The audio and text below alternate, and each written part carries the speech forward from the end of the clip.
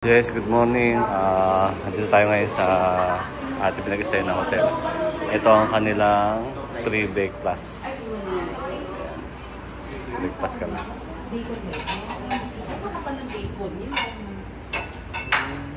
Sa atin nakakahiwa. Oo, sobrang. Fried rice na lang ako. Ay, yung favorite mo? Ayun, cheese. White cheese. Tumigas na yung part natin, Mars, ng milk tea. Hindi na mo ba siya, Mars, sabi? Ha? Milk tea. Hindi pa.